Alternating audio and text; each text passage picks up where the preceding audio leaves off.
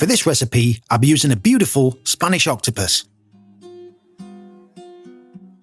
First, wash really well with cold water. Transfer to a large pot. Add water, onions, black peppercorns, Old Bay, smoked paprika,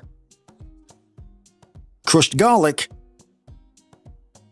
and a good pinch of salt. Now bring to a boil, then simmer, and cook for about 45 to 50 minutes.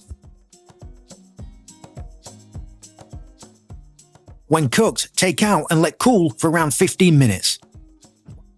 When cool, remove head and take out the beak. Slice in half and remove the tentacles.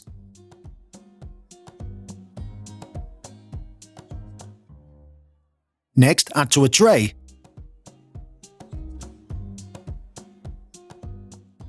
Followed by salt and a drizzle of olive oil.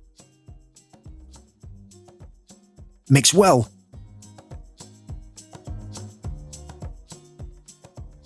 And transfer to a hot grill and cook for 4 minutes on each side.